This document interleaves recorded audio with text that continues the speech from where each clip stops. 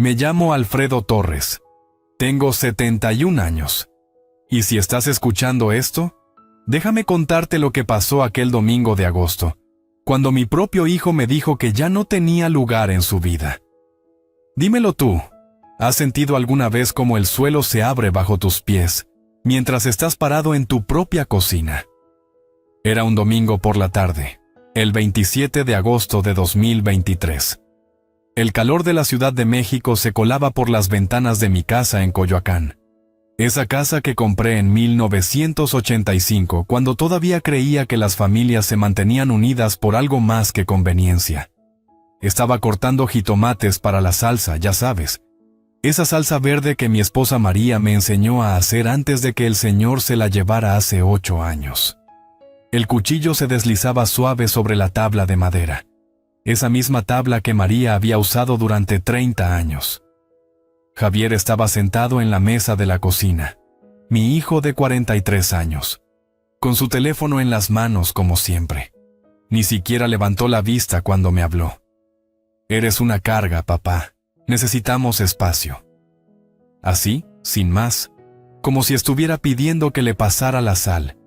¿Puedes imaginártelo? El jugo del jitomate goteando sobre la tabla, mis manos empezando a temblar, no por la edad, sino por la vergüenza que me subía desde el estómago hasta la garganta. Carla, mi nuera, hojeaba una revista de decoración en la mesa del comedor. Ni siquiera se molestó en mirarme cuando añadió: «Ya es hora de pensar en un asilo, don Alfredo. Allí estará mejor cuidado». Mi nieto Diego, 8 años, pequeñito como un gorrión, estaba jugando en el suelo con sus carritos. Se quedó inmóvil cuando escuchó las palabras de su padre. Sus ojos grandes y negros se fijaron en mí.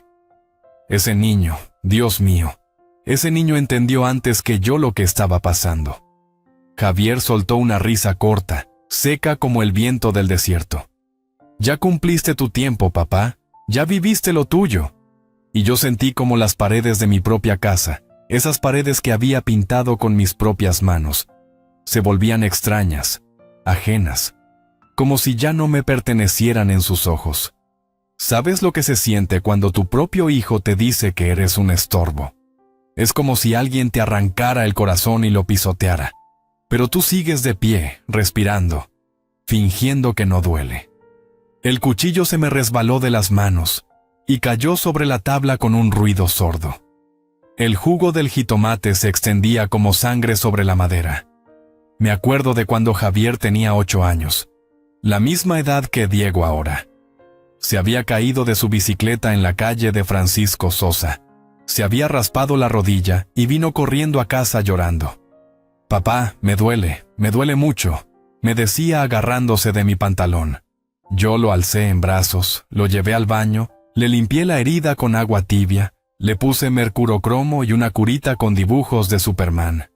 «Ya pasó, mijo, papá está aquí», le decía mientras él sollozaba en mi hombro. Y ahora, ese mismo niño, convertido en hombre, me estaba diciendo que no tenía lugar en su vida. Carla siguió hojeando su revista como si nada hubiera pasado. «Hay un lugar muy bueno en Tlalpan. Lo vi en internet. Tienen jardines bonitos y enfermeras las 24 horas. Hablaba de mí como si yo no estuviera ahí, como si fuera un mueble viejo que hay que sacar de la casa». Me sequé las manos con el trapo de cocina, ese trapo azul que María había bordado con pequeñas flores amarillas.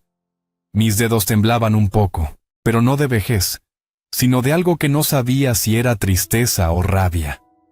Miré a Javier, miré a Carla, miré a Diego que seguía en el suelo con sus juguetes, y por primera vez en 5 años, entendí lo que había pasado con mi vida. 5 años atrás, cuando Javier perdió su trabajo en la empresa de publicidad, cuando se endeudó hasta el cuello, cuando su mundo se desmoronó, fui yo quien le dijo: «Vengan a casa, mijo. La familia debe estar junta en los momentos difíciles».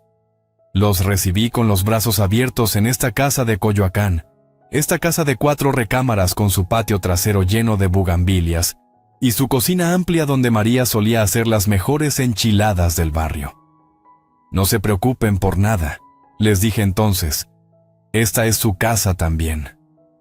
Y lo decía de corazón, porque uno cree que la sangre de la sangre nunca te traicionará. Pero poco a poco, mes tras mes, año tras año, fui viendo cómo mi casa se convertía en la casa de ellos. Carla cambió los muebles de la sala, esos muebles que María y yo habíamos elegido juntos en 1990. Están muy pasados de moda, don Alfredo, me dijo. Necesitamos algo más moderno. Y yo callé, porque pensé que era bueno que se sintieran cómodos. Javier convirtió mi estudio en su oficina, sacó mis libros, mis planos de construcción, mis recuerdos de 30 años trabajando como ingeniero. Necesito un espacio para trabajar, papá, me explicó. Ya usted no usa esto para nada. Y otra vez callé, porque pensé que era temporal. Empezaron a invitar amigos sin avisarme, a hacer fiestas en el patio los fines de semana, a cambiar la comida del refrigerador por cosas que a mí ni me gustaban. Cuando les pedí que por favor me avisaran cuando fueran a tener visitas, Carla me miró como si yo fuera un intruso. Es una casa familiar, no un hotel, me dijo. Y ahora, después de 5 años de pagar las cuentas de luz, de agua, de gas, de llenar el refrigerador, de mantener la casa, de callar cuando cambiaban mis cosas, me estaban diciendo que era una carga. Tal vez tienen razón, les dije en voz muy baja, sin mirarlos. Tal vez ya es hora de que piense dónde es mi lugar. Me dirigí hacia la puerta que daba al patio. Mi sombrero colgaba del gancho donde siempre lo había colgado. Ese sombrero de palma que había comprado en Taxco cuando María y yo fuimos de luna de miel hace casi 50 años. Me lo puse despacio, como hacía cada mañana desde que me jubilé. Diego se levantó del suelo. ¿A dónde va, abuelito? Su vocecita sonaba asustada. Era la única persona en esa casa que todavía me veía como familia, no como un problema que resolver. Voy a tomar un poco de aire, mijo, le dije acariciándole la cabeza. No te preocupes. Salí al patio trasero, donde las bugambilias moradas trepaban por la pared como lo habían hecho durante 40 años. El calor de agosto pegaba fuerte, pero no más fuerte que el dolor que me apretaba el pecho. Me senté en la banca de hierro forjado que había construido yo mismo cuando Javier era pequeño. Esa banca donde María y yo solíamos tomar café por las mañanas y hacer planes para el futuro. ¿Comentas ahí donde me escuchas? ¿Has sentido alguna vez que tu propia familia te ve como un estorbo? Porque eso es lo que sentí ese domingo por la tarde, mientras el sol se ocultaba detrás de los edificios de Coyoacán, y yo entendía que ya no era bienvenido en mi propia casa. Pero ahí, sentado en esa banca, mirando las plantas que había cuidado durante décadas, algo cambió dentro de mí. No era tristeza lo que sentía, no era autocompasión. Era algo más frío, más calculado.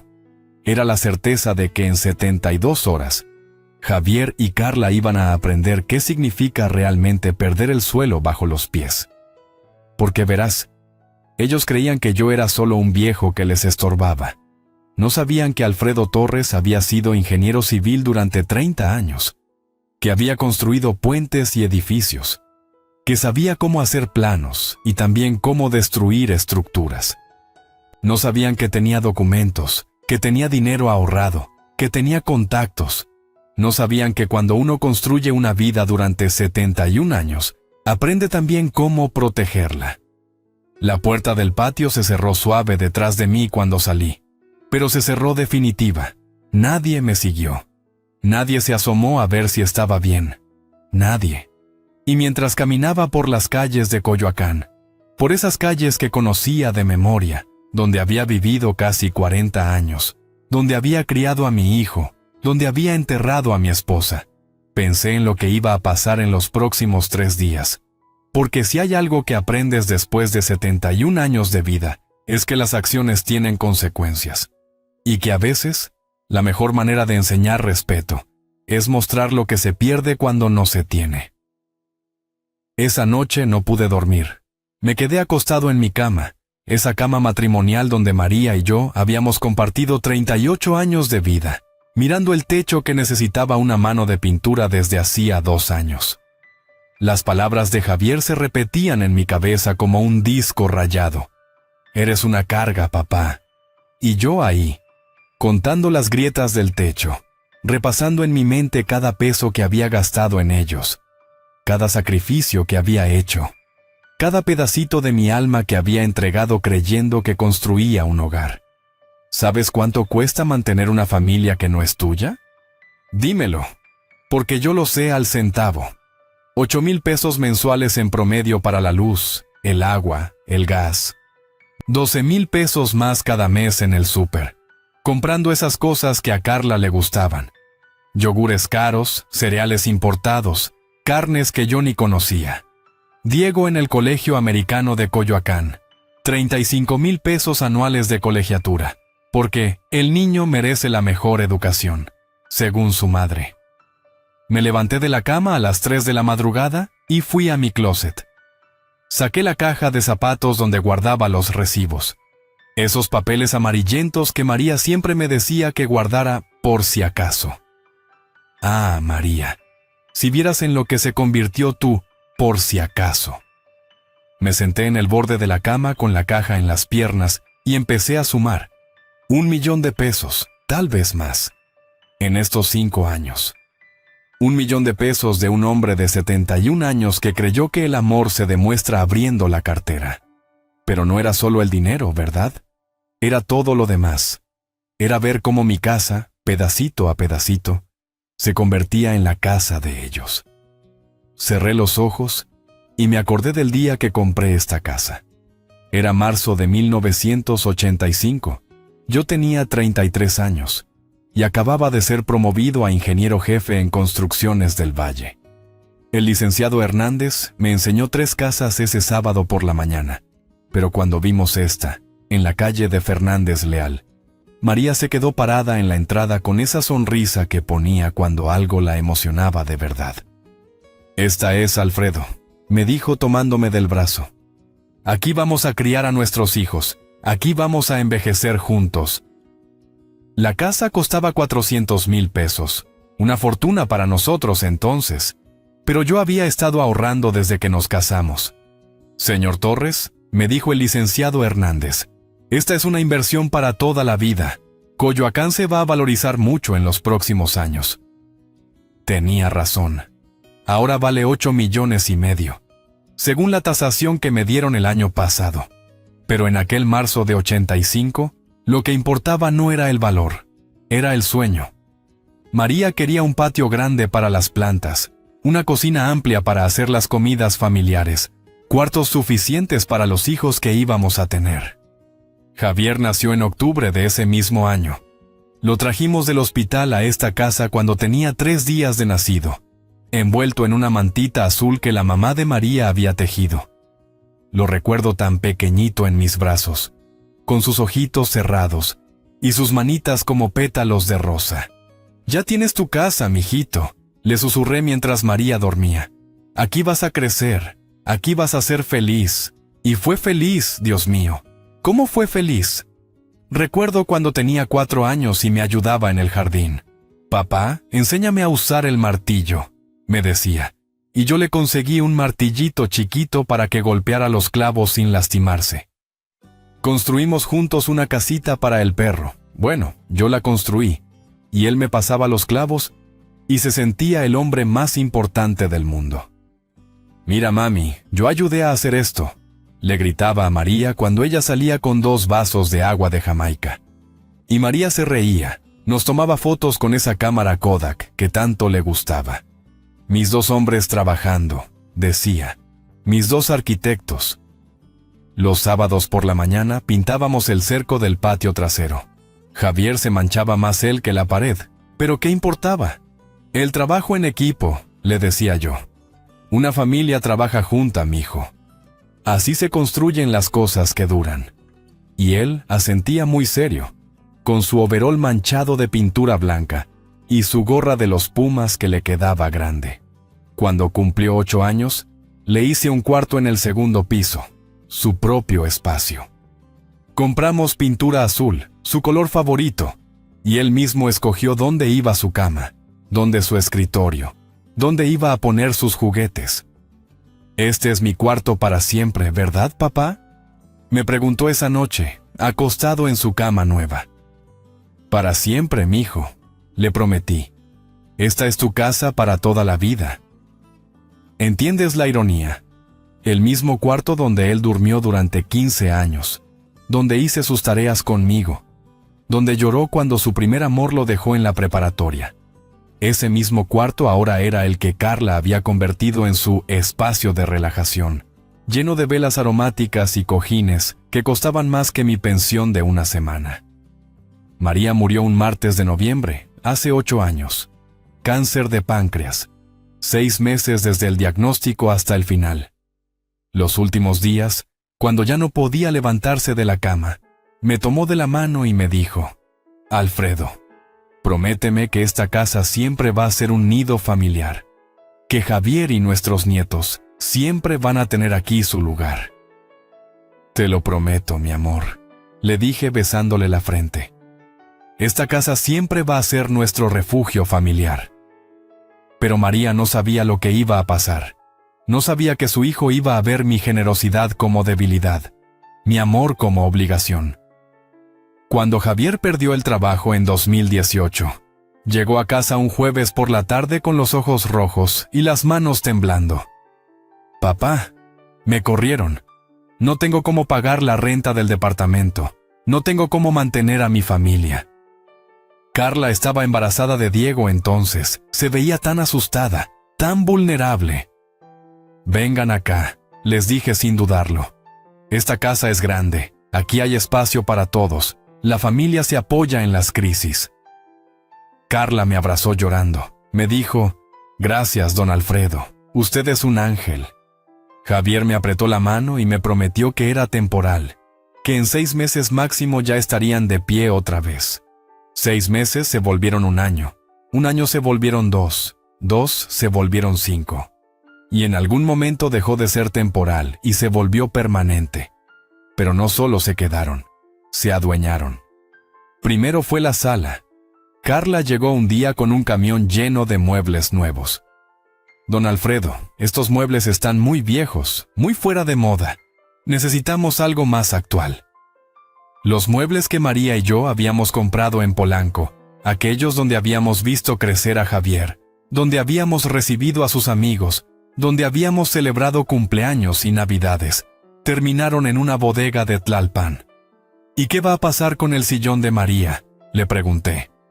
Era su sillón favorito, donde se sentaba a tejer, donde veía sus telenovelas por las tardes, donde me esperaba cuando yo llegaba del trabajo.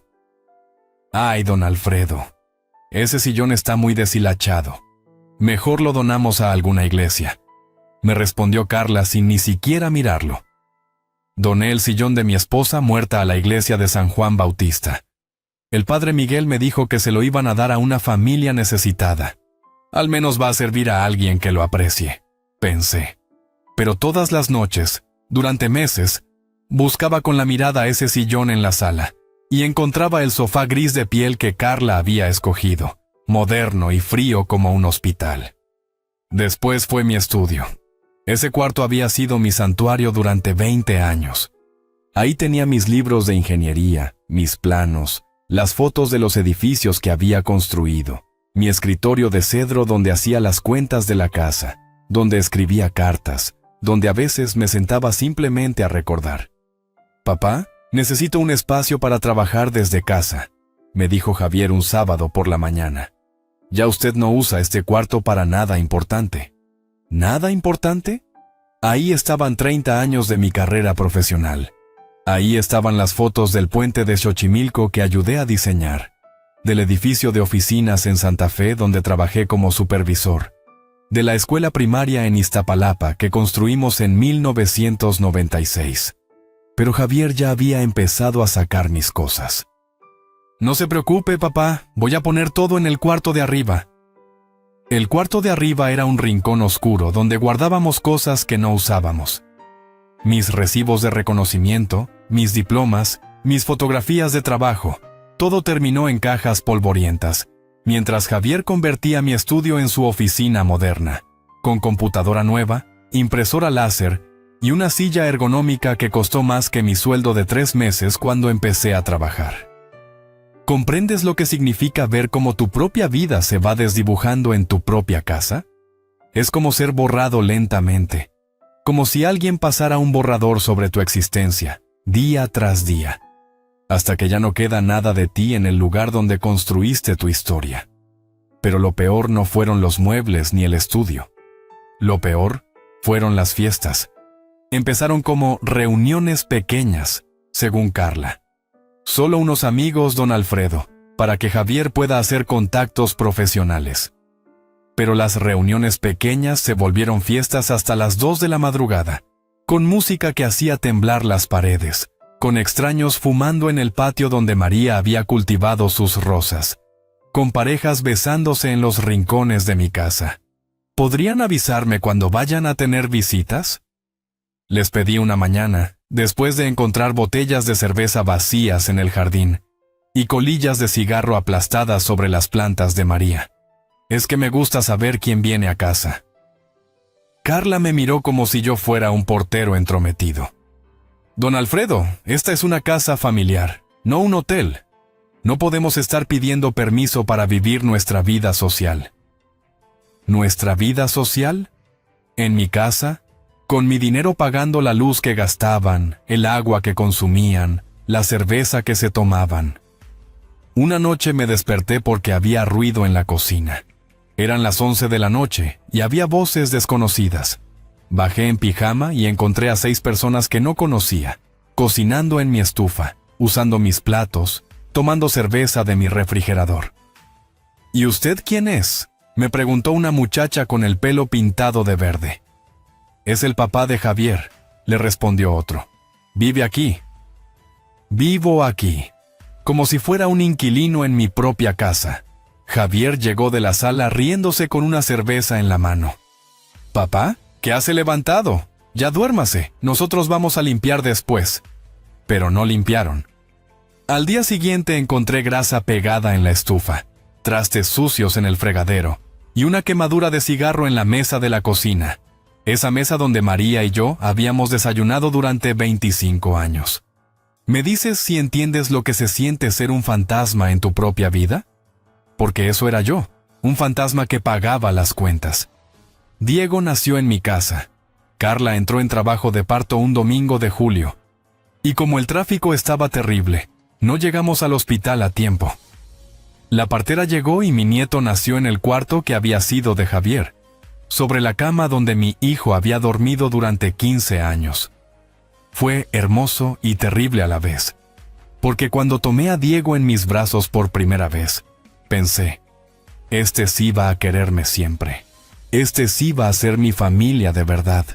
Y Diego me quiere, Dios mío, ¿cómo me quiere? Cuando aprendió a caminar, sus primeros pasos fueron hacia mí. Abu, Abu, me decía cuando me veía llegar del mercado. Cuando empezó a hablar, yo fui la primera persona a quien le dijo, te amo. Cuando tiene pesadillas por las noches, no llama a su papá ni a su mamá, me llama a mí. Abuelito, tuve un sueño feo, me dice. Y yo voy a su cuarto, lo arrullo. Le canto las canciones que le cantaba a Javier cuando era pequeño. Pero hasta Diego se volvió parte del problema. Carla decidió que necesitaba la mejor educación posible. Y eso significaba el colegio americano. 35,000 pesos anuales. Don Alfredo, usted que tiene ahorros, que no gasta en nada, podría ayudarnos con la colegiatura. Es por el futuro de su nieto. ¿Cómo le dices que no al futuro de tu nieto? ¿Cómo le niegas educación a un niño que te dice «Abu» con esa sonrisa de dientes chiquitos? Así empecé a pagar también la escuela, y los uniformes, y los útiles escolares, y las clases de natación, y las clases de inglés extra, y los cumpleaños en lugares caros donde Diego invitaba a sus compañeros de clase. Todo por amor a ese niño que era lo único puro que quedaba en mi vida. Pero mientras yo pagaba y pagaba, Javier y Carla gastaban mi dinero como si fuera de ellos. Los encontré usando mi tarjeta de débito para comprar en línea. Es que necesitábamos unas cosas, papá, y usted estaba durmiendo. Después le devolvemos el dinero. Nunca me devolvieron nada. Una tarde descubrí que habían sacado 500 pesos de mi cuenta para cenar en un restaurante japonés en Polanco. Estábamos celebrando nuestro aniversario, me explicó Carla. Creímos que usted nos iba a invitar. ¿Cómo iba a invitarlo si ni siquiera sabía que era su aniversario? ¿Desde cuándo tenía que pagar yo sus celebraciones privadas? ¿Sabes qué es lo más triste de todo esto? Que yo seguía esperando que algún día me dijeran gracias. Un gracias, papá, por abrirnos tu casa. Un gracias por mantenernos todos estos años. Un gracias por pagar la escuela de Diego. Pero nunca llegó. Para ellos, todo lo que yo hacía era natural, esperado, obligatorio. Como si ser padre significara ser un banco sin límite de crédito. Y ahora, acostado en mi cama a las 4 de la madrugada, sumando recibos y recordando humillaciones, entendía por fin la verdad. No era su papá, era su proveedor. No era el abuelo de Diego, era el que pagaba sus gastos. No era el dueño de esta casa, era el viejo que la mantenía hasta que ellos decidieran qué hacer conmigo. ¿Entiendes lo que significa darse cuenta de que te han usado durante 5 años? Que cada buenos días, papá, era fingido. Que cada abrazo era interesado. Que cada sonrisa escondía un cálculo. Me levanté de la cama y fui a la ventana. Afuera, Coyoacán dormía tranquilo bajo las luces amarillas de la calle. Esta casa había sido mi orgullo, mi refugio, mi legado. Ahora era mi prisión, y yo era el único preso que pagaba por estar encerrado. Pero ya no más. En 72 horas, Javier y Carla iban a entender qué se siente cuando alguien que amas te dice que no tienes lugar en su vida. El lunes por la mañana desperté a las 6, como había hecho durante los últimos 40 años. Pero esta vez era diferente, ¿sabes? Esta vez tenía un propósito que me daba fuerza en las piernas y claridad en la mente. Me bañé despacio. Me puse mi camisa blanca más limpia, esa que María me había regalado en nuestro 30º aniversario, y mi pantalón gris de vestir. Hoy no era día de andar de cualquier manera. Desayuné solo en la cocina. Javier y Carla todavía dormían, como siempre dormían hasta las 9 o las 10, porque el trabajo desde casa les daba esa libertad que yo nunca tuve. Preparé mi café negro, como me gusta, y me comí 2 piezas de pan tostado con mantequilla. Diego bajó corriendo las escaleras con su uniforme escolar. «Buenos días, abuelito», me dijo dándome un beso en la mejilla. «¿Por qué estás tan elegante?» «Tengo cosas importantes que hacer hoy, mijo», le respondí acariciándole el cabello. «Cosas que van a cambiar nuestras vidas». El niño me miró con esos ojos curiosos que tienen los niños de 8 años, pero no preguntó más. Se sentó a desayunar sus cereales mientras yo terminaba mi café pensando en lo que iba a hacer. No era venganza lo que sentía. Dímelo tú si crees que era venganza. Era algo más profundo, más necesario. Era justicia. A las 8:30 tomé el metro en la estación Coyoacán. Hacía años que no usaba el transporte público. Siempre me llevaban Javier o Carla cuando necesitaba salir. Pero ese día quería estar solo. Quería pensar con claridad en el camino. La oficina del licenciado Vega quedaba en la calle Miguel Ángel de Quevedo, cerca de Ciudad Universitaria, a 20 minutos en metro si no había retrasos. Mientras el tren avanzaba entre túneles oscuros y estaciones llenas de gente, repasé mentalmente todo lo que tenía que hacer. No era un plan improvisado, ¿entiendes? Era algo que había estado madurando en mi cabeza durante meses, tal vez años, cada vez que me sentía como un extraño en mi propia casa. Llegué a la oficina del notario a las 9:15. El licenciado Vega era un hombre de mi edad, 73 años, con una barba gris perfectamente recortada y unos anteojos que le daban aspecto de intelectual. Lo conocía desde hacía 15 años. Él había hecho el testamento de María cuando se enfermó. Había manejado algunos asuntos legales menores. Era un hombre de confianza. «Don Alfredo», me saludó estrechándome la mano. «Qué gusto verlo. ¿Cómo está la familia?» «De la familia vengo a hablarle, licenciado», le respondí. «Tengo una situación delicada que resolver». Me hizo pasar a su oficina, un lugar lleno de libros de derecho y diplomas en las paredes. Se veía serio, profesional, como debe verse un hombre que maneja los destinos legales de las familias. Me ofreció café y acepté. Necesitaba algo caliente para tranquilizar los nervios. Cuénteme qué está pasando, don Alfredo. Y se lo conté todo. Sin llorar, sin quejarme, solo los hechos. Le expliqué los 5 años de abuso, el dinero gastado, las humillaciones, la conversación del domingo donde mi propio hijo me dijo que era una carga. El licenciado Vega escuchaba en silencio, asintiendo de vez en cuando, tomando notas en un cuaderno amarillo. Don Alfredo, me dijo cuando terminé, casos como el suyo son más comunes de lo que usted cree.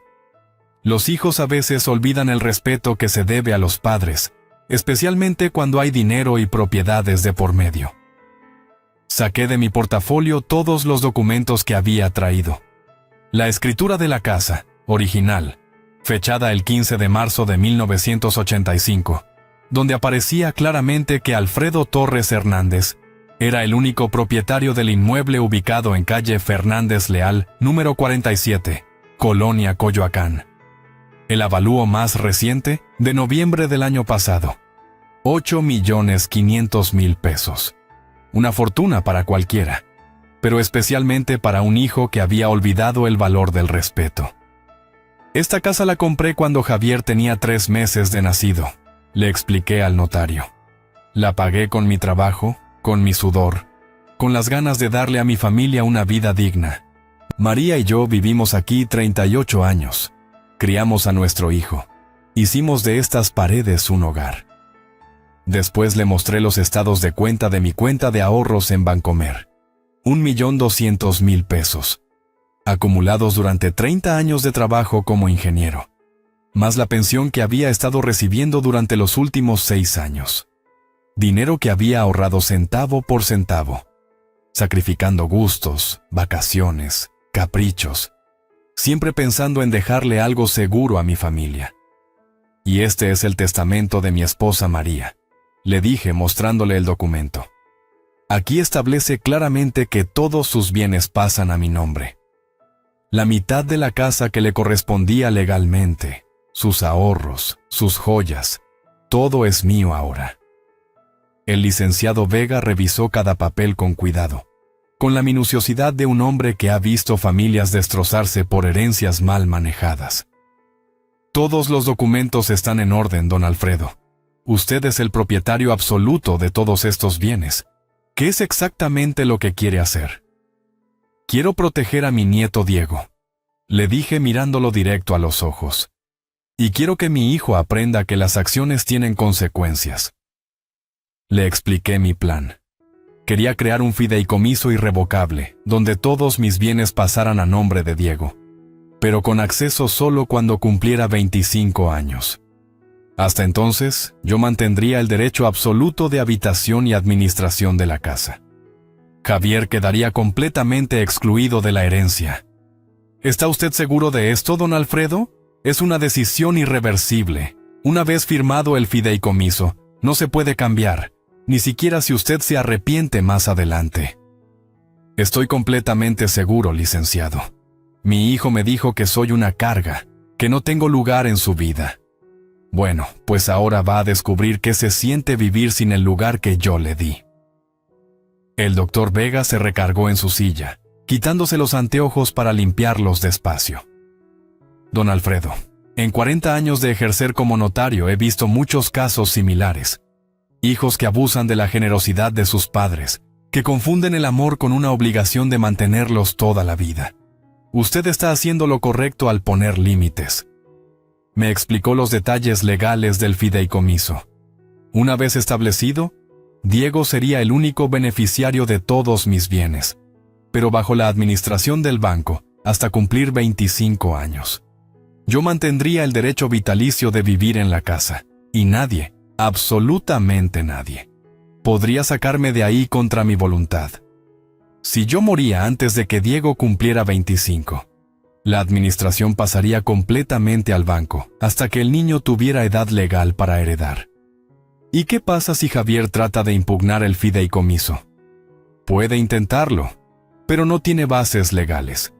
Usted está en pleno uso de sus facultades mentales. Los bienes son completamente suyos, y tiene derecho absoluto a decidir qué hacer con ellos. Además, no está desheredando a su nieto, al contrario, lo está protegiendo. Firmé todos los papeles necesarios. Cada firma era como cerrar una puerta, como poner un punto final a 5 años de humillaciones. El doctor Vega me explicó que los documentos serían registrados ese mismo día, en el registro público de la propiedad, que para el miércoles por la mañana el fideicomiso estaría completamente legal y activo. Hay algo más que quiero pedirle, licenciado. Necesito que me redacte una carta dirigida a mi hijo, algo oficial, en papel membretado de su despacho, explicándole la situación legal. Por supuesto, don Alfredo. ¿Qué quiere que diga la carta? Que debido a su conducta irrespetuosa y abusiva hacia mi persona, he decidido excluirlo completamente de mi herencia. Que todos mis bienes pasan a su hijo Diego en fideicomiso irrevocable. Que él ya no tiene derecho legal de vivir en mi casa, y que si intenta reclamar algo, se enfrentará a las consecuencias legales correspondientes. Mientras el notario redactaba la carta, salí a la recepción. Necesitaba aire. Necesitaba procesar lo que acababa de hacer. No me sentía mal, ¿sabes? Me sentía liberado, como cuando terminas un trabajo difícil y sabes que lo hiciste bien. La secretaria del doctor Vega, una señora de mediana edad con cara amable, me ofreció más café. ¿Se siente bien, don Alfredo? Se ve un poco pálido. Estoy bien, gracias. Solo estoy tomando decisiones que debí haber tomado hace mucho tiempo. Regresé a la oficina cuando la carta estuvo lista. El doctor Vega me la leyó completa antes de que la firmara. Era formal, fría, pero clara como el agua. Establecía todos los hechos, explicaba las razones de mi decisión y advertía sobre las consecuencias legales de cualquier intento de intimidación o chantaje emocional. ¿Cuándo quiere que se la entreguemos? El miércoles por la mañana. Primero necesito hacer otros preparativos. Salí de la oficina del notario a las 12:30 con todos los documentos en mi portafolio. Me sentía como un general que acaba de planear una batalla crucial, sabiendo que tiene todas las armas necesarias para ganar. Pero mi día no había terminado. Tenía otras cosas que hacer. Tomé un taxi al mercado de Coyoacán, donde tenía que buscar a don Ramiro, el cerrajero más confiable del barrio. Lo conocía desde hacía años. Había arreglado las chapas de mi casa varias veces. Había hecho copias de llaves para María cuando ella las perdía. Era un hombre discreto, trabajador, de los que entienden que hay asuntos que requieren confidencialidad. Don Alfredo me saludó cuando llegué a su puesto. ¡Qué milagro verlo por aquí! ¿Qué se le ofrece? Don Ramiro, necesito que me cambie todas las chapas de mi casa. Todas. La puerta principal, la del garaje, la puerta del patio trasero. Y necesito que sea hoy mismo. Me miró extrañado, pero don Ramiro había aprendido en 40 años de oficio que los clientes tienen sus razones y no es su trabajo juzgarlos. ¿Todas las chapas? ¿Pasó algo, don Alfredo? Digamos que necesito más seguridad en mi casa. ¿Puede hacerlo hoy en la tarde? Claro que sí. Son como 4 chapas, ¿verdad? Le va a costar unos 1,500 pesos con todo y las llaves nuevas. Perfecto. Pero necesito que nadie sepa de este trabajo, don Ramiro. Es un asunto familiar delicado. El hombre asintió con comprensión. En los barrios como Coyoacán, la gente entiende que a veces las familias tienen problemas que requieren soluciones discretas. Paso por su casa a las 3 de la tarde, don Alfredo. En 2 horas tengo todo listo. Después fui a las oficinas de Seguridad Integral, la empresa que daba servicio de vigilancia a nuestro fraccionamiento. Necesitaba hacer un cambio en la lista de personas autorizadas a entrar a mi casa. Señor Torres, me atendió el supervisor, un hombre joven con uniforme azul marino. ¿En qué podemos ayudarle? Necesito actualizar la lista de residentes autorizados para mi domicilio. Calle Fernández Leal, 47. Saqué mi identificación y las escrituras de la casa para comprobar que era el propietario legítimo. El supervisor revisó los papeles en su computadora. Aquí tengo registrados a Javier Torres Hernández y Carla Mendoza de Torres como residentes autorizados, además de usted y el niño Diego Torres Mendoza. ¿Qué cambios quiere hacer? Quiero que retire de la lista a Javier Torres y a Carla Mendoza. A partir de mañana, solo Diego Torres Mendoza y yo tenemos autorización para entrar. El supervisor se veía confundido, pero procedió a hacer los cambios en el sistema. ¿Está seguro, señor Torres? Si ellos llegan a querer entrar y no están en la lista, exactamente eso es lo que quiero evitar. Son instrucciones precisas. Firmé los documentos de actualización del servicio. A partir del martes por la mañana, si Javier y Carla intentaban entrar al fraccionamiento, los guardias no los dejarían pasar. Regresé a casa a las 2 de la tarde. Javier estaba en su oficina, en lo que había sido mi estudio, hablando por teléfono con alguien sobre un proyecto publicitario. Carla veía televisión en la sala, en el sofá gris que había reemplazado los muebles de María. Diego estaba en la escuela, no regresaría hasta las 4. ¿Dónde andaba, papá?, me preguntó Javier sin levantar la vista de su computadora. Se veía muy elegante cuando salió. Resolviendo unos asuntos pendientes, mijo, le respondí con toda la calma del mundo. A las 3 en punto llegó don Ramiro con su caja de herramientas. Le expliqué a Javier que había decidido cambiar las chapas por seguridad, que últimamente había habido robos en el barrio. No sospechó nada. Siguió trabajando en su oficina mientras el cerrajero cambiaba todos los accesos de la casa. «Listo, don Alfredo», me dijo don Ramiro cuando terminó. «Aquí tiene todas las llaves nuevas. 4 juegos completos». Le pagué sus 1,500 pesos y le di una propina extra por su discreción.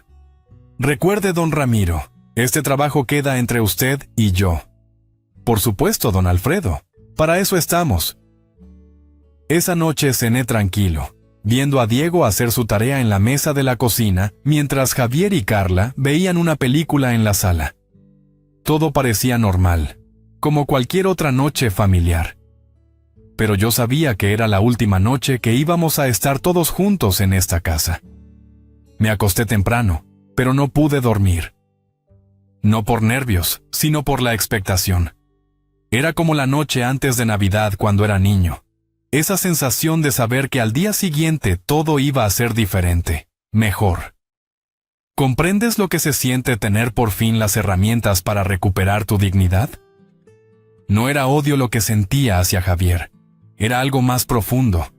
Era la tranquilidad de saber que iba a enseñarle una lección que necesitaba aprender desde hacía mucho tiempo. En 24 horas más, mi hijo iba a entender qué significaba realmente la palabra consecuencias. El miércoles a las 4:30 de la tarde, me senté en la mecedora del portal con los documentos del notario en mis manos. Había estado esperando este momento durante 72 horas, y ahora que llegaba, me sentía extrañamente tranquilo. ¿Has esperado alguna vez un momento que sabes va a cambiar tu vida para siempre?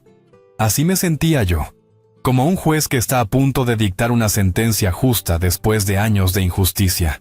Escuché el motor del Nissan Sentra blanco antes de verlo doblar la esquina.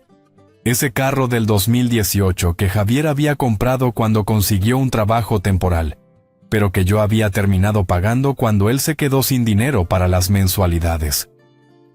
«Es solo un préstamo, papá», me había dicho entonces.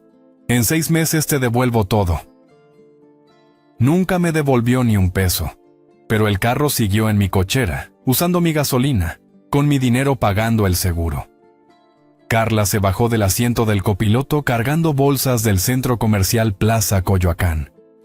Por las marcas de las tiendas que alcancé a ver, calculé que habían gastado por lo menos 3,000 pesos en ropa y cosas que no necesitaban. Diego salió corriendo del asiento trasero con su mochila escolar rebotando en su espalda, gritando «¡Abuelito!», como hacía todos los días cuando llegaba de la escuela. Javier venía hablando por teléfono, gesticulando como siempre hacía cuando hablaba de negocios que nunca se concretaban. «Sí, el proyecto está casi listo. Solo necesito unos días más para pulir los detalles, decía mientras caminaba hacia la puerta principal. Me quedé sentado en mi mecedora, viéndolos acercarse como si fuera una película en cámara lenta. Diego llegó corriendo hasta el portal y me dio un beso en la mejilla. «Hola, Abu. ¿Por qué estás aquí afuera?» «Esperándolos, mijo», le respondí acariciándole la cabeza. «Tenemos que hablar de unas cosas importantes». Javier llegó a la puerta todavía con el teléfono pegado a la oreja. Metió la llave en la cerradura, pero no giró. Lo intentó de nuevo, después otra vez. «Un momento», le dijo a la persona con quien hablaba, y colgó el teléfono. «Papá, algo está mal con la chapa, la llave no entra bien». Carla se acercó cargando sus bolsas. «¿Qué pasa? ¿Por qué no abren?» «La llave no funciona», respondió Javier probando otra vez, ahora con más fuerza. «Debe ser que se dañó la cerradura». Me levanté despacio de mi mecedora, doblando los documentos del notario y guardándomelos en el bolsillo de la camisa. «La cerradura está perfecta, Javier. Lo que pasa es que ya no es tu llave». Los dos me miraron como si hubiera hablado en chino. Diego se quedó parado entre ellos y yo, sin entender qué estaba pasando, pero sintiendo la tensión en el aire. «¿Cómo que no es mi llave?», preguntó Javier. «Es la misma llave de siempre». «Era la llave de siempre», le corregí. «Ayer cambié todas las chapas de la casa. Tus llaves ya no sirven porque tú ya no vives aquí». Carla soltó las bolsas de las compras sobre el piso de mosaico del portal. «¿De qué está hablando, don Alfredo? ¿Cambió las chapas? ¿Por qué haría eso?» «Porque el domingo me dijeron que era una carga, que no tenía lugar en su vida, que era hora de que me fuera a un asilo». Saqué los documentos del bolsillo y se los mostré. «Bueno, pues decidí darles lo que pedían. Ahora ustedes son los que no tienen lugar en mi casa». Javier se acercó a mí con las manos extendidas, como si fuera a quitarme los papeles. «Papá, usted no puede hacer eso. Esta es nuestra casa también. Hemos vivido aquí 5 años. Esta es mi casa, Javier. Siempre ha sido mi casa. Ustedes vivían aquí porque yo se los permití, porque creí que la familia debía estar unida. Pero ustedes me hicieron entender que ya no soy parte de su familia». Carla empezó a gritar. «Esto es ilegal. No puede echarnos así nomás. Tenemos derechos». «¿Derechos?». Le mostré las escrituras de propiedad. «¿Qué derechos? Esta casa está a mi nombre. Yo pago todos los gastos. Yo mantengo todo. Ustedes no tienen ningún derecho legal aquí». Javier intentó empujarme suavemente para llegar a la puerta. «Papá, está exagerando. Lo que dijimos el domingo no era en serio. Estábamos frustrados, estresados. No quisimos decir que se fuera de verdad». «Ah, ¿no?». Desdoblé la carta del notario y se la leí en voz alta. «Eres una carga, papá. Necesitamos espacio. Ya cumpliste tu tiempo. Ya viviste lo tuyo. Pues aquí tienen todo el espacio que quieran. Todo el país es su espacio ahora». Diego se acercó a mí y me jaló de la manga de la camisa. «Abuelito, ¿qué está pasando? ¿Por qué están gritando papá y mamá?». Me agaché para quedar a la altura del niño y lo miré a los ojos. «Mijo, tus papás y yo estamos resolviendo un problema de adultos. No te preocupes, tú siempre vas a tener tu lugar aquí conmigo». «No puede quedarse con nuestro hijo», gritó Carla. «Diego viene con nosotros. Diego se queda conmigo hasta que ustedes encuentren dónde vivir y demuestren que pueden mantenerlo sin mi dinero». Saqué el documento del fideicomiso. «Además, tengo algo que explicarle a mi nieto». Javier se puso pálido cuando vio el papel oficial con los sellos del notario. «¿Qué es eso, papá?». «Es un fideicomiso irrevocable. Todos mis bienes, esta casa, mis ahorros, todo pasa a nombre de Diego cuando cumpla 25 años. Tú ya no heredas nada, Javier. Nada. No puede hacer eso». Carla intentó quitarme los documentos, pero yo los alejé de su alcance. «Somos su familia. Javier es su único hijo». Javier era mi hijo cuando me respetaba. El domingo me dijo que ya no soy parte de su familia. Bueno, pues ahora él tampoco es parte de la mía. Mi hijo se sentó en los escalones del portal y se puso la cabeza entre las manos. Papá, por favor, no haga esto. Fue solo una conversación tonta. Estábamos preocupados por el futuro, por el dinero, por muchas cosas. ¿Preocupados por el dinero?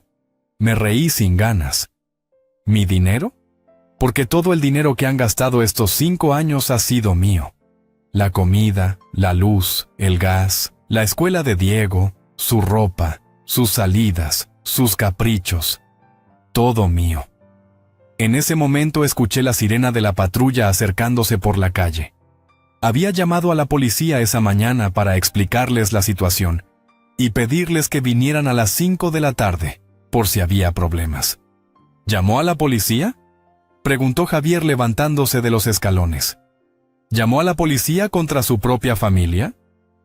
Llamé a la policía para que confirmen que tengo derecho a decidir quién vive en mi casa y quién no. La patrulla se estacionó frente a la casa y bajó el oficial Hernández, un hombre de unos 40 años que conocía bien el barrio. Buenas tardes, don Alfredo. ¿Todo bien por aquí? Buenas tardes, oficial.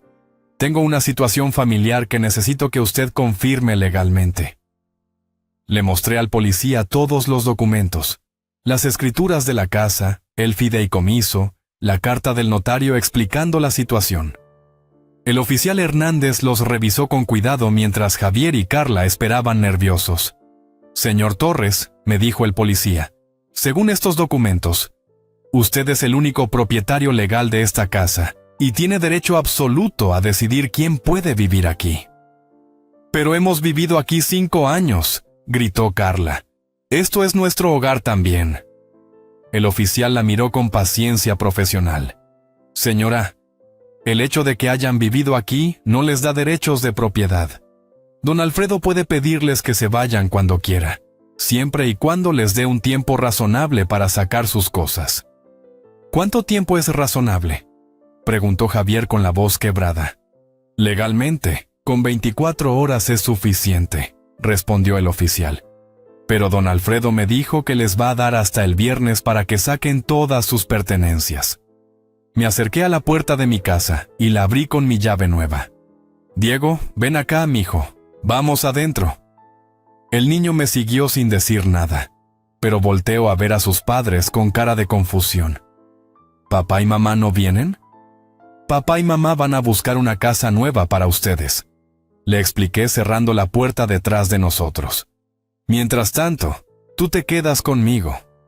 Lo llevé a la sala y nos sentamos en el sofá gris que Carla había puesto en lugar de los muebles de María. Saqué el documento del fideicomiso y se lo mostré, aunque sabía que no iba a entender todo. Diego, ¿sabes qué es esto? Un papel con muchas letras, respondió el niño. Es un papel que dice que cuando tengas 25 años, esta casa va a ser tuya. Todo lo que hay aquí, todo lo que el abuelo ha trabajado durante su vida, va a ser para ti. Los ojos grandes de Diego me miraron con seriedad. ¿Por qué, abuelito? Porque quiero que aprendas algo muy importante, mijo. Quiero que aprendas a respetar a las personas que te dan las cosas, a valorar lo que tienes, a nunca decirle a alguien que los amas que son una carga. ¿Papá le dijo eso a usted? Asentí despacio. Papá me dijo que ya no tengo lugar en su vida. Pero yo quiero que tú sepas que siempre vas a tener lugar en la mía, mientras respetes esta casa y respetes al abuelo que te la está dejando. Afuera se escuchaban las voces de Javier y Carla, hablando con el policía, pidiéndole información sobre hoteles cercanos, preguntándole si había alguna manera legal de obligarme a dejarlos entrar. Pero el oficial Hernández era claro. Mis derechos como propietario eran absolutos. Diego se acurrucó contra mi brazo. «Abuelito, ¿mis papás ya no me quieren?» «Tus papás te quieren mucho, mijo. Lo que pasa es que a veces los adultos cometemos errores muy grandes y después tenemos que vivir con las consecuencias de esos errores. ¿Y yo qué hice mal?» «Tú no hiciste nada mal, Diego. Tú eres lo único bueno que queda de esta familia». Le acaricié la cabeza mientras veía por la ventana cómo Javier cargaba maletas al carro. Por eso esta casa va a ser tuya cuando crezcas, para que nunca te pase lo que me pasó a mí. El oficial Hernández tocó la puerta y yo salí a hablar con él, dejando a Diego viendo televisión en la sala. Don Alfredo, ya se van. Van a buscar un hotel esta noche y mañana van a empezar a buscar departamento. Me pidieron que le dijera que van a venir el viernes por sus cosas. Perfecto, oficial. Muchas gracias por su ayuda. No hay problema. ¿Y don Alfredo? El policía se acercó más y me habló en voz baja. Hizo lo correcto. Un hombre de su edad no debe aguantar faltas de respeto de nadie, ni siquiera de su familia. Vi por la ventana cómo Javier ayudaba a Carla a subir al carro. Ella lloraba. Él se veía derrotado, perdido. Por un momento sentí una puntada de dolor en el pecho, porque seguía siendo mi hijo, a pesar de todo. Pero después recordé sus palabras del domingo. Recordé 5 años de humillaciones, y el dolor se convirtió en algo más fuerte. Dignidad recuperada. Javier se acercó a la ventana de la sala y tocó el cristal. Diego corrió hacia él y puso su manita contra el vidrio, del otro lado de donde estaba la mano de su papá. «Diego, pórtate bien con el abuelo», le gritó Javier desde afuera. «Mañana venimos a verte». El niño asintió sin entender bien qué estaba pasando.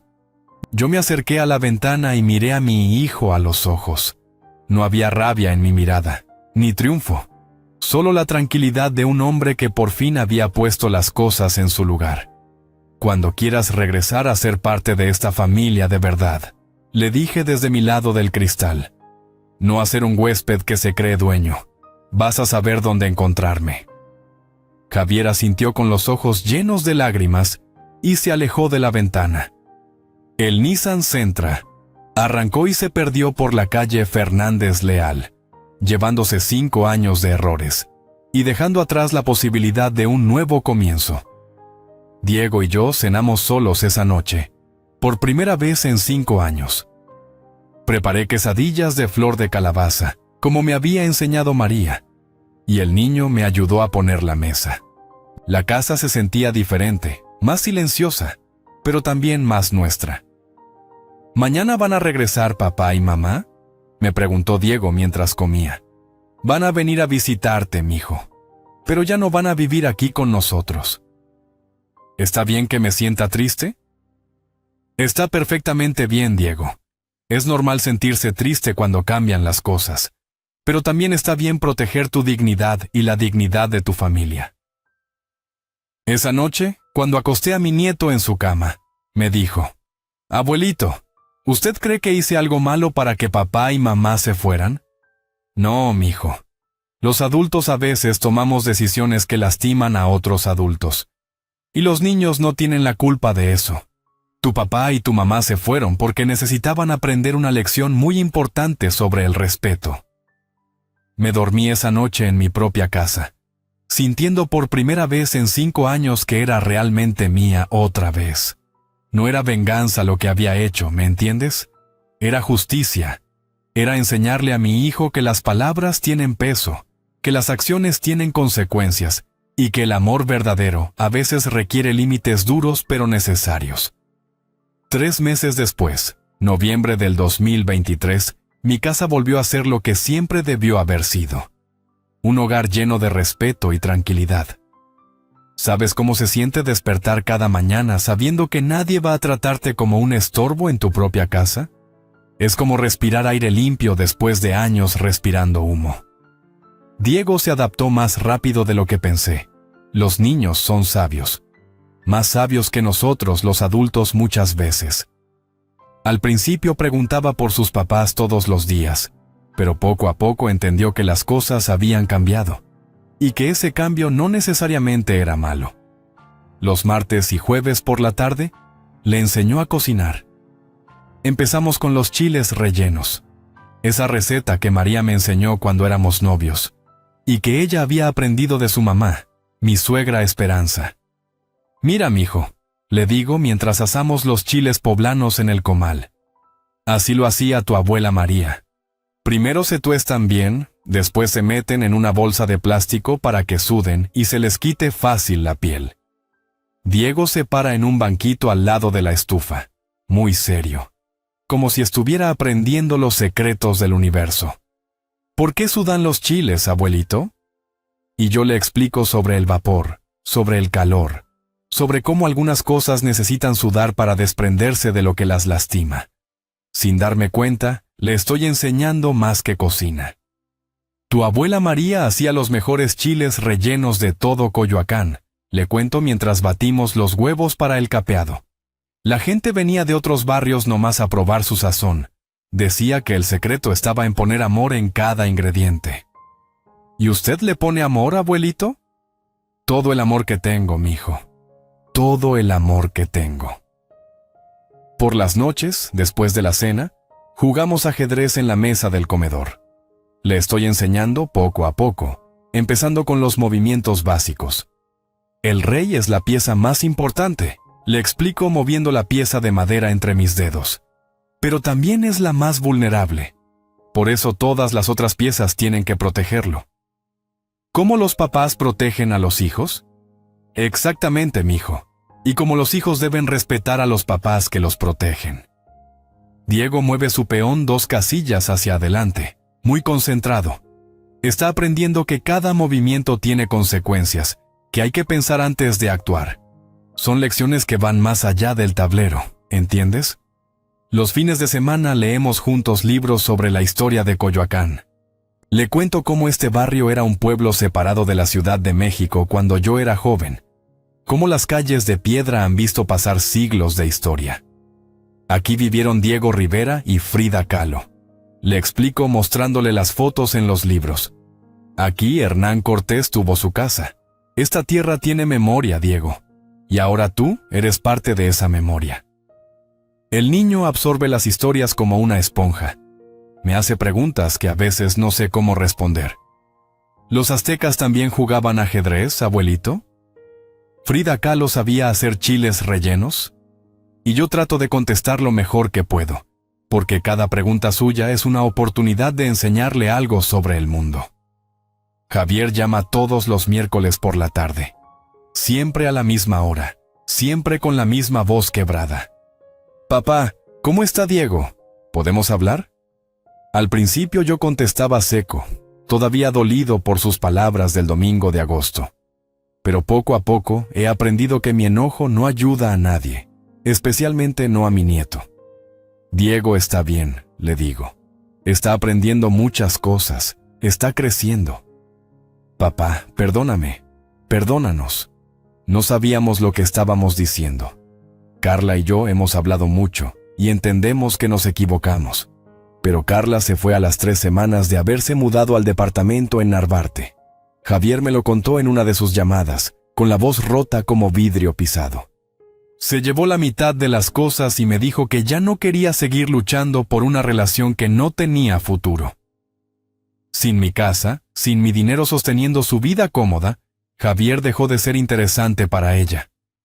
Lo siento, mijo, le dije, y lo decía de verdad, porque por más enojado que estuviera con él, seguía siendo mi hijo, y verlo sufrir me dolía en el pecho. Tenías razón, papá. Ella nunca me quiso a mí. Quería la casa, la vida fácil, el dinero que no teníamos que ganar. Diego habla con su papá por teléfono cada miércoles después de que terminamos la llamada principal. Los oigo desde la cocina, al niño preguntándole sobre su nueva casa, sobre cuándo va a venir a visitarlo, sobre si ya no está enojado con el abuelito. Javier le dice que lo ama, que pronto van a estar juntos otra vez. Pero yo escucho en su voz la incertidumbre de un hombre que está aprendiendo a vivir, con las consecuencias de sus errores. Los abogados que Carla contrató para tratar de impugnar el fideicomiso duraron exactamente 2 semanas investigando el caso. No hay base legal para reclamar, le dijeron. El licenciado Vega había hecho un trabajo perfecto, y mis derechos como propietario eran incuestionables. El dinero que Carla gastó en abogados fue dinero tirado a la basura, dinero que no tenían. Don Pedro, mi vecino de la casa de al lado, viene a tomar café conmigo los domingos por la mañana. Es un hombre de mi edad, viudo también, que entiende lo que significa defender la dignidad cuando ya no eres joven. Alfredo, me dice removiendo el azúcar en su taza. Hiciste lo correcto. Un hombre debe proteger lo que construyó. Debe enseñarles a sus hijos el valor del respeto. A veces me pregunto si fui muy duro, Pedro. ¿Duro? ¿Por defender tu casa? ¿Por no permitir que te trataran como basura en tu propia propiedad? Se ríe con esa risa seca de los hombres mayores que han visto mucho mundo. Mi hermano pasó por algo parecido con su hija. La mantuvo 20 años, le pagó universidad, casa, todo. Y cuando él se enfermó, ella quiso mandarlo a un asilo para quedarse con sus propiedades. ¿Y qué hizo? Lo mismo que tú. Cambió el testamento, se fue a vivir con su hijo menor, el que sí lo respetaba. La hija se quedó sin nada, como se merecía. Estas conversaciones con don Pedro me confirman que no estoy loco, que mi decisión no fue producto del orgullo herido, sino de la necesidad de poner límites claros. ¿Comprendes la diferencia? El orgullo herido actúa por despecho, pero yo actué por dignidad. Los domingos por la mañana, Diego y yo vamos caminando al mercado de Coyoacán. Es nuestra tradición nueva, algo que nunca pude hacer cuando Javier y Carla vivían aquí, porque siempre había planes, compromisos, prisas. Ahora tenemos tiempo, todo el tiempo del mundo. Mire, don Alfredo, me saluda doña Carmen desde su puesto de verduras. Qué gusto verlo con su nieto. ¿Cómo está la familia? Muy bien, gracias, doña Carmen. Diego me está ayudando a escoger los jitomates para la salsa. El niño se siente importante eligiendo las verduras, preguntándome cómo saber cuáles están maduras, cuáles van a saber mejor. Le enseño a tocar los aguacates, a oler los cilantros, a reconocer cuándo una cebolla está fresca. Son conocimientos que su papá nunca aprendió, porque siempre tuvo a alguien más haciendo las compras por él. «Abuelito», me pregunta Diego mientras caminamos de regreso a casa cargando las bolsas del mandado. ¿Usted cree que papá va a aprender a hacer las compras como nosotros? Espero que sí, mijo. Espero que aprenda muchas cosas que nunca tuvo que aprender. Por las tardes, cuando Diego hace su tarea en la mesa de la cocina, yo escribo. He empezado a redactar cartas que no envío, pensamientos que necesito sacar de mi cabeza para entenderlos mejor. Escribí una carta larga para Javier, explicándole todo lo que sentí durante esos 5 años, todo lo que él nunca vio o nunca quiso ver. Hijo, escribí, tú buscabas espacio. Ahora tienes todo el espacio del mundo. Buscabas libertad de la carga que yo representaba. Ahora tienes esa libertad. Pero la libertad sin responsabilidad es solo abandono, y el espacio sin amor es solo vacío. Nunca le envié esa carta, pero escribirla me ayudó a entender mis propios sentimientos. No era odio lo que sentía, ni siquiera rencor. Era tristeza por el tiempo perdido, por las oportunidades desperdiciadas, por la familia que pudo haber sido y no fue.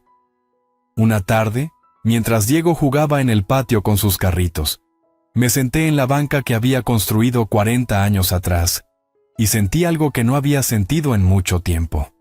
Paz. Mi casa estaba tranquila, limpia, ordenada. No había gritos, no había música hasta altas horas. No había extraños usando mis cosas. Era mi espacio otra vez, nuestro espacio, de Diego y mío. ¿Entiendes lo que significa recuperar tu lugar en el mundo? No es solo tener control sobre tu casa o tu dinero.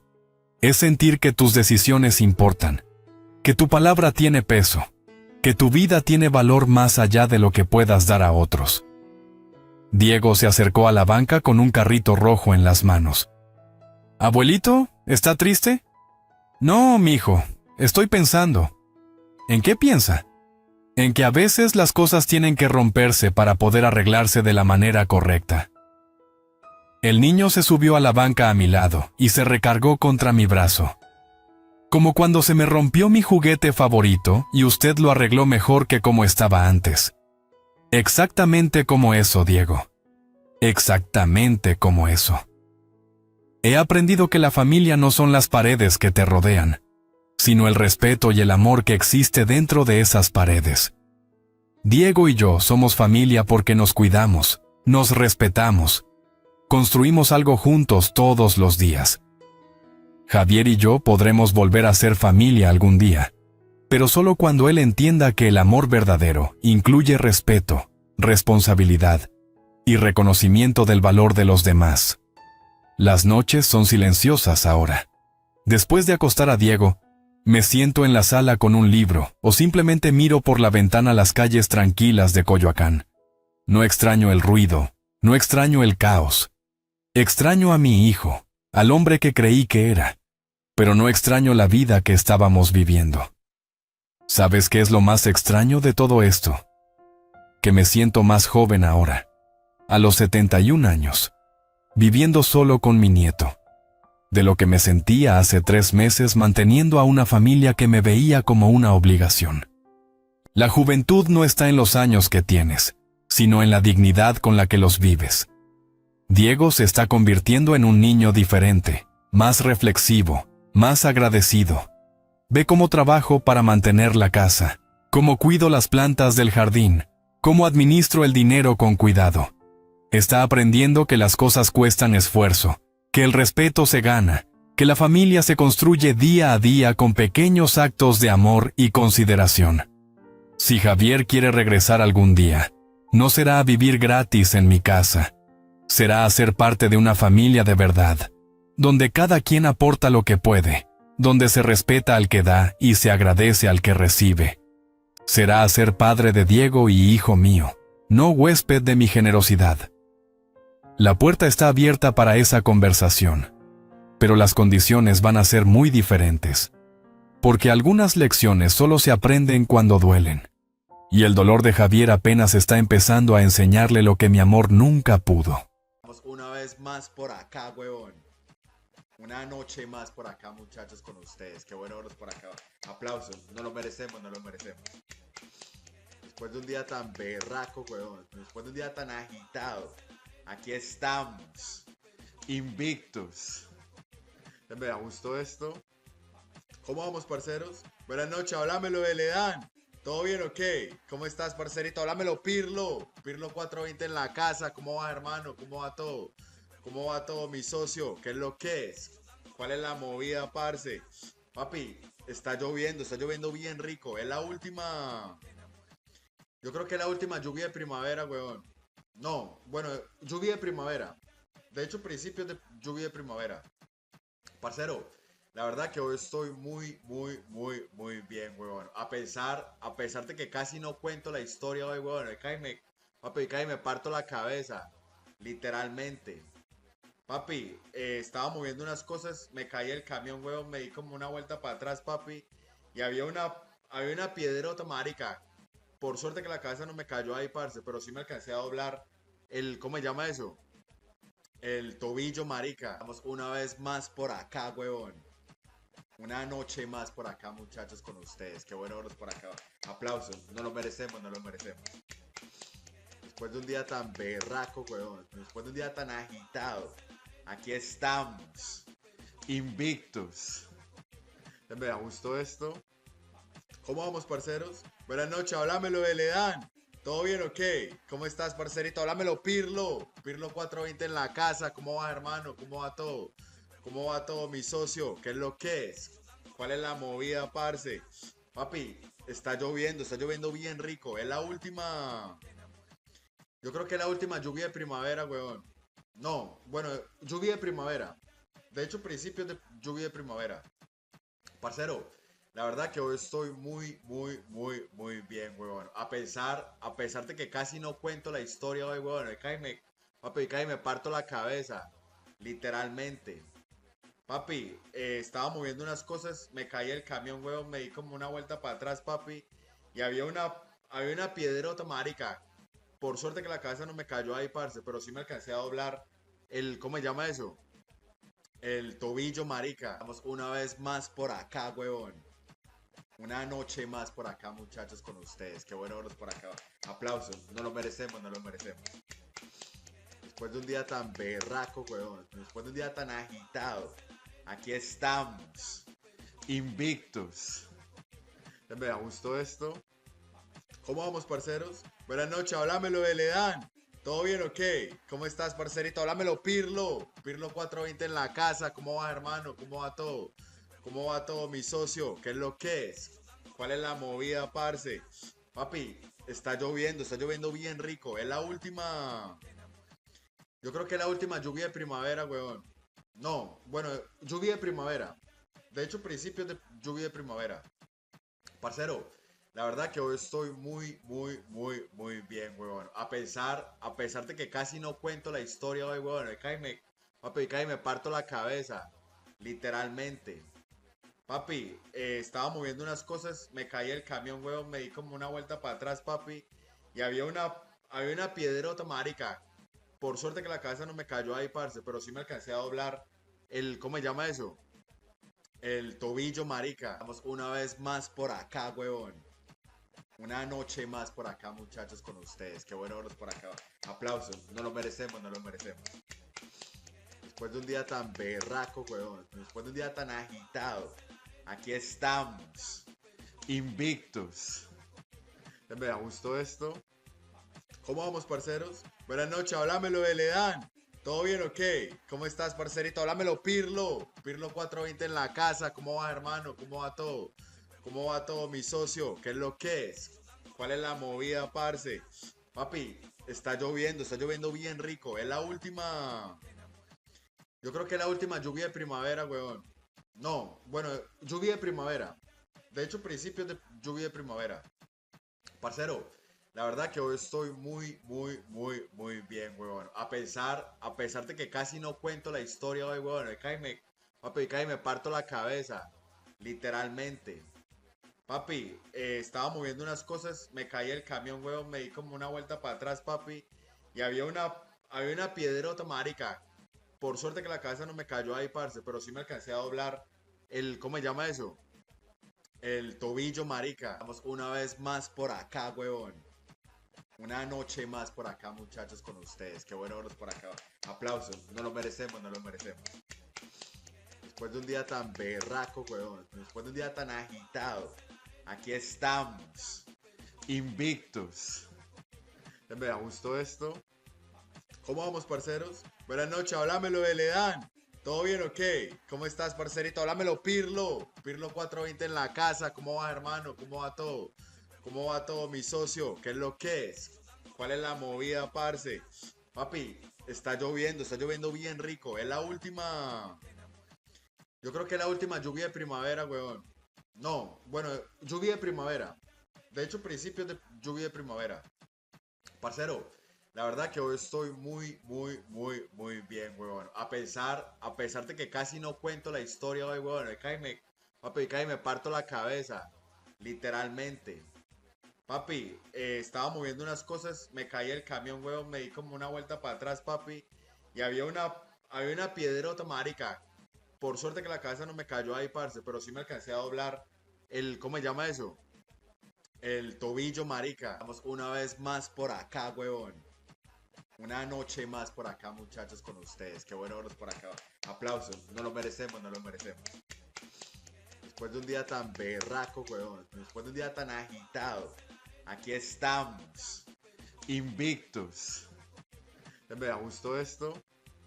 ¿Cómo vamos, parceros? Buenas noches, háblamelo de Ledán.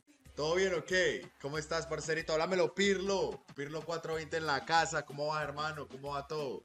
¿Cómo va todo, mi socio? ¿Qué es lo que es? ¿Cuál es la movida, parce? Papi, está lloviendo bien rico. Es la última. Yo creo que es la última lluvia de primavera, weón. No, bueno, lluvia de primavera. De hecho, principios de lluvia de primavera. Parcero, la verdad que hoy estoy muy bien, weón. A pesar de que casi no cuento la historia hoy, weón. Papi, cae y me parto la cabeza. Literalmente.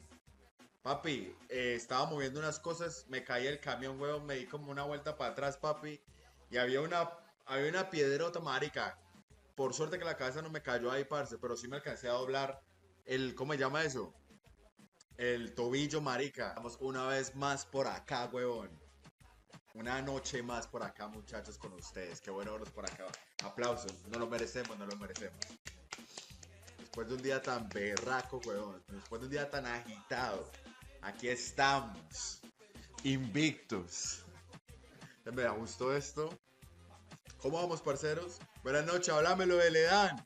¿Todo bien o qué? ¿Cómo estás, parcerito? Háblamelo, Pirlo. Pirlo 420 en la casa. ¿Cómo va, hermano? ¿Cómo va todo? ¿Cómo va todo, mi socio? ¿Qué es lo que es? ¿Cuál es la movida, parce? Papi, está lloviendo bien rico. Es la última. Yo creo que es la última lluvia de primavera, weón. No, bueno, lluvia de primavera. De hecho, principios de lluvia de primavera. Parcero, la verdad que hoy estoy muy bien, weón. A pesar de que casi no cuento la historia hoy, weón. Papi, cae me parto la cabeza. Literalmente. Papi, estaba moviendo unas cosas, me caí el camión, weón, me di como una vuelta para atrás, papi. Y había una piedrota, marica.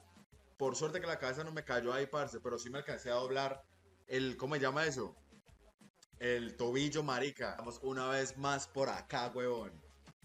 Una noche más por acá, muchachos, con ustedes. Qué bueno verlos por acá. Aplausos. No lo merecemos, no lo merecemos. Después de un día tan berraco, huevón. Después de un día tan agitado. Aquí estamos. Invictus. Me gustó esto. ¿Cómo vamos, parceros? Buenas noches, háblamelo de Ledan. ¿Todo bien o qué? ¿Cómo estás, parcerito? Háblamelo, Pirlo. Pirlo 420 en la casa. ¿Cómo va, hermano? ¿Cómo va todo? ¿Cómo va todo, mi socio? ¿Qué es lo que es? ¿Cuál es la movida, parce? Papi, está lloviendo bien rico. Es la última. Yo creo que es la última lluvia de primavera, weón. No, bueno, lluvia de primavera. De hecho, principios de lluvia de primavera. Parcero, la verdad que hoy estoy muy bien, weón. A pesar de que casi no cuento la historia hoy, weón. Papi, cae me parto la cabeza. Literalmente.